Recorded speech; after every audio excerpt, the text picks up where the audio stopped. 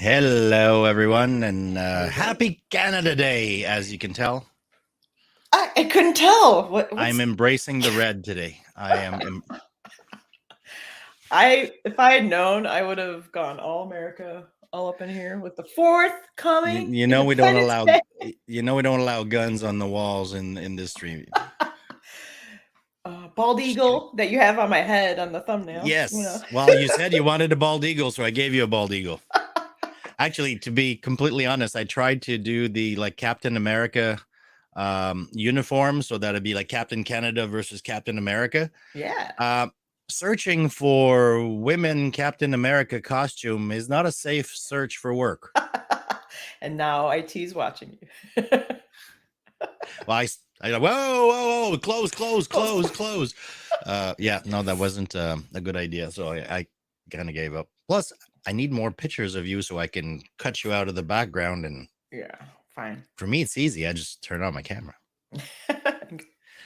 It is a holiday sandwich. Canada Day on Friday, Independence Day on Monday. Mm-hmm. It'll be fun. Yeah. Thanks, James. James is saying happy Canadian Day. So this is the celebration of the Confederacy. Oh. I think in 18 something. I can't remember. I put it in the blog. How about you? What are you doing? Well, doing the good old American barbecue and go swimming with the kids, and yeah, probably blow some stuff up, fireworks. That's what we do. blow some stuff up. That is such an American thing to say. Yep, it's what we do. It's part of the Pledge of Allegiance, and I'll blow stuff up in celebration. And I'll blow stuff up. Yeah. And it's funny, but for us in Canada, fireworks are only legal, I think, 2 days out of the year. Oh, that's nice. People are crazy here. They'll blow them up all. I mean, they're illegal in Illinois. No, but they're illegal. They're also illegal to sell. Oh, okay. So you can't get them anywhere. It's not like you can walk into a store like in America and buy a barrel of them. Well, we have to cross the border. At least Illinois, they're illegal except for little sparklers. But people go to Indiana, buy the big boom booms, and bring them back. I mean, so I'm thinking tonight I may have to keep the dogs in the house, and because it's going to be all over the neighborhood. Yeah. So we've got James Vandenbergen online. We've got Jared, the Nomad Shockley. Last I talked to him, he was still in Montana. He was on his way to the Dakotas. Oh, nice. I'm not quite sure where he is now. And it is, that's right, James reminded me, it is MVP renewal day as well today. Ooh. So there's going to be a lot of happy people and potentially some disappointed people. So good luck, everyone out there. And I'm sure you are worthy and that you will be fine. Andrew says, yeah, you put up fireworks in this city. People set them off often. Not good for pet. No. Yeah. And Jared has replied that he's now in Minneapolis. So, all right. What do you say we get this show on the road? Sounds good. And I believe you are up first. Yes. Do you have it? All right. So GA is Azure Key Vault Secrets provider on Azure Arc enabled Kubernetes. So what's cool about this is it's a Microsoft extension that allows you to get your secret content stored in an Azure Key Vault instance and mount them into your Kubernetes pod or of your Azure Arc enabled Kubernetes cluster. So you reduce your exposure of your secrets or certificates. So you now maintain them locally on the cluster instead of outside of it. So, and like I said, you can pull, there's keys and secrets and certificates, I believe. So well, that means that hopefully developers will stop hard coding credentials. Wow, what a call out. Oh, I'm just saying that because last week we were in Vienna for the PowerShell Summit, and that was one of the questions I was asked in one of the sessions is like, who puts credentials in their scripts? And a lot of people put their hands up and they're like, okay, we have to stop that. So Yeah. that was the whole point of that particular session. But also, I think there was some articles about GitHub. I think it's called credential guards or something like that. Yeah. Where when you're checking in your code, it won't let you if it detects credentials. Nice. And apparently the hit rate is atrocious. Even I know, but I mean, come on. I know. Path of least resistance, I guess. Yeah, it's easier. So, But at least it makes no sense. So I'm really happy to see that is finally GA'd. yeah. Key Vault is your friend. Encrypted secrets. Yeah. Does it look for a password? Hey, that's a great password, I think. The apps. Which one? This is my password for everything. I mean, actually, that one doesnst work for Azure anymore. Oh. The one that works in Azure now is capital P @SSW0RD1234. Oh, yeah, it needs to be longer. Because it needs to be longer. Super safe. Yeah. So, so don't use that in production. That's my password. Right. Don't use my password. Don't use my password. Or you do bang, bang, bang at the end. Yeah. Yeah. All right. So let's jump into our second item. And our second item is the general availability. That's for a Friday morning French tongue to say that some of those words is hard. English is hard. General availability for Azure WAF policy and DDoS management.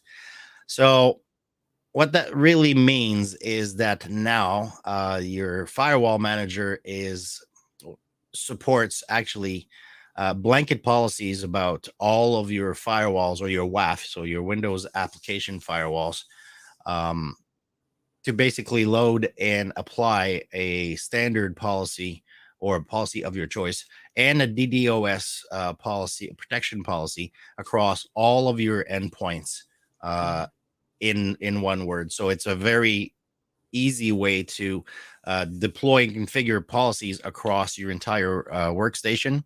But it also makes sure that if you get attacked by DDoS, that you're covered everywhere, that you don't end up, because typically what happens is if you've got 100 endpoints or 100 applications running and you've got your Windows application firewall or any kind of firewall, and then something happens and you plug a hole or you change a policy, you always forget you often, I wouldn't say always, you often forget that like one or two firewalls that either you didn't know existed and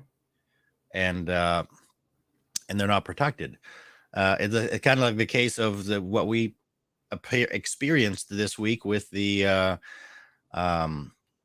production environment sitting on the server under the receptionist desks. Don't tell people. It doesn't happen at Microsoft. It does. It happens everywhere. That's the point of IT and ops. I know. I remember working where, the server was under someone's desk. It was a desktop as a server. Yeah, and for the audience who's wondering what the hell I'm talking about, we had a service. Let's call it a service that was developed by one of the cloud advocates, not in our immediate team. And I remember that was a couple of years ago. And I remember saying, why are we using that where we have the exact same service, but it's provided by Corp? And they went, oh, because we have more flexible. We can do what we want with it. I said, yeah, but what about support, backup, redundancy? Like what happens? And they went, you don't know how things work. It's open source. We're all maintaining it. All right. And of course, it stopped working this week, and there's no backup of it, so we can't recover the stuff that was in it. No, everybody has to learn from our mistakes. That's the problem. That's the thing. That's why we're advocate. Yes. But in 2022, I didn't think that would happen, honestly. Really?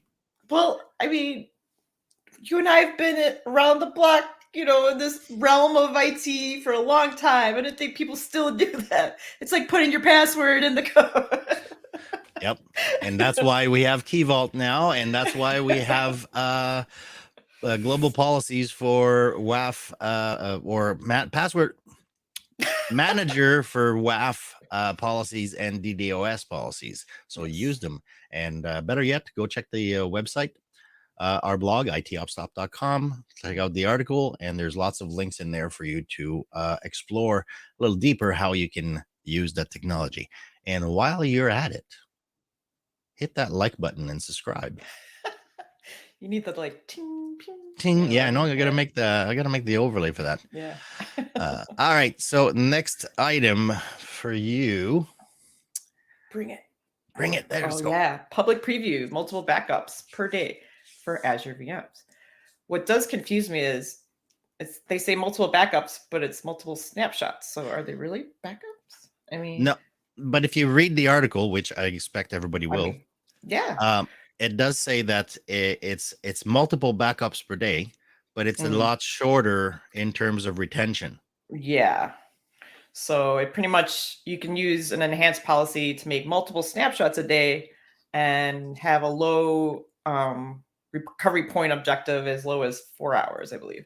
So then with this, you can define the duration which your backup jobs would trigger and align with your backup schedule with like your working hours, and there's frequent updates and you want to, take that snapshot. So pretty cool, but public preview, play with it at your own risk, I guess. Well, public preview to me just starts to say, all right, this is coming up. Here's your opportunity to learn and maybe try it and try, and also give us feedback as to, does that actually meet your, or is do we need to work on the recovery point objective of 30 minutes instead of 4 hours? Like, give us some feedback on that so that we can make the product better, but also you're not paying for using that service while it's in preview. Exactly. So that is very cool. So lots of information. Go check that out. And that is it for our event or our news this week. This is the last episode of season 4. We've already been almost 4 seasons and approximately anywhere between 15 and 20 episodes per season. That's I'm a little impressed that we lasted this long. Nice. We are going to take the summer, Amy and I and April and the rest of the gang, to kind of retool, because this format, the co-host format, which is I love because it gives me an opportunity to hang out with really cool people. But it's getting a little hard to coordinate now that life is starting again and we're not all stuck in our home. Like last week, I was in Vienna for the psconf.eu conference. And on Friday, I was on a plane, so there was no way of me. Plus, I think it was 8 hours difference. Nothing like the 1 a.m. Easy update or something. Actually, on that one, I think it would have ended up for me at like 5 or 6 p.m. in the afternoon. That's not bad. Which in Europe at that point, I'm already sitting at the cafe with a pint. But, so we are looking at changing the format. So if you've got any suggestions, please drop it in the comments. We'd love to hear your opinion. What you'd like to see. Do you really like this format? The length, we're also kind of tinkering with the length so that it's more bite size and consumable for on like mobile devices and such. Anyway, so if you have any comments, just leave them down below. Yeah, always helps the algorithm. And I want to show off I got my as my headphones attached me. So I'm not used to wired. My Able Way shirt. Oh, finally it came in. April. Good for you. I donated to Girls Who Code and I ordered my shirt.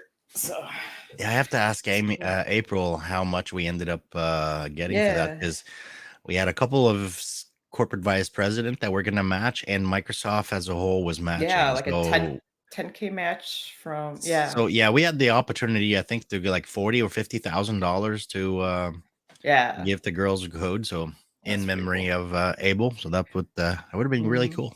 Yeah. All right. The next thing that we have is that we have events coming up. So there is a page on Microsoft called events.microsoft.com, and we noticed this week that there's a slew of virtual training day. Some are on developer stuff, some in infrastructure, some on O365, M365 security. So I picked one that's coming up in I think it's early July. Yeah, what is it? It's July 6th. So mid next week. There's still room on this one. When they're closed, it actually tells you that they're sold out or full. But this one is migrating on-premises infrastructure and data, online training that is free, available for everyone. So go check it out and register and let us know if it's valuable. We'll keep bringing those up for you. And do you want to cover the module of the week? Sure. Since we had that awesome WAF update with DDoS protection, the Learn module is Introduction to Azure Web Application Firewall. So it says it shouldn't take too long, 40 minutes, to just get a nice introduction to using the WAF. Yeah, I really like the WAF, especially the way it's configured to use I forget the acronym though, but there's a industry standard set of rules in terms of like SQL injection and all kinds of like the all of the standard web threat vectors that are covered. And so once you turn it on, you're basically pretty much covered with that base coverage, and then you can add the stuff that's unique or specific to you. But it's not like a regular firewall where you start it and it basically either says deny everything everywhere or allow everything everywhere, and then you have to build your own stuff. This one comes with a base set of rules that is really cool, especially for somebody who's not doing security day in and day out. So it's very, very cool. James says that his Abel Wang shirt is being delivered today, so that will be really cool. So when you get that, James, take a picture and send it over. Yeah, tweet. Yep. We'll get a group photo going. Hey, get a group photo. You can Photoshop everybody in their Abel Wang shirt. Sure. Sure. And I think Jared and Andrew are having hot dogs at Costco. $1.50 hasn't changed in price. I know. Hot dog and a soda, I think. That was for us. It was the IKEA at the end of the IKEA maze. There was always the hot dog stand there. Yeah. So that was cool. I had a boss who would go there for lunch all the time. For lunch, I don't know. $1.50. Yeah, but they're not that good. It's about the money. Yeah, no. Yeah, I know. Yeah. All right. So this was a short one today because it's my day off. Yeah. Why don't you go back to being Canadian? Or what do you Canadians do? Like, I'm gonna apologize. Sorry. I'm gonna go and apologize. Yeah, I just yelled at the top of my lung in the backyard. I'm sorry. Nice. So thank you very much for joining me, Amy. Thank you for everyone at home who is just oh my God. Jared just gassed up $217 US for what tank of gas? Oh, that's a big tanker. Yep, that's why I'm gonna stay home this weekend. I have an electric car. All right. So as I mentioned, we are retooling this. This is the last episode until late August, early September, unless something special comes up, and then we'll let you know. Yeah. So if you have any suggestions, please let us know. We would love to hear from you. Yeah. All right, Amy, thank you very much. Have a great weekend. You too. And everybody else, stay safe, stay hydrated, and have a good one. Cheers. Cheers.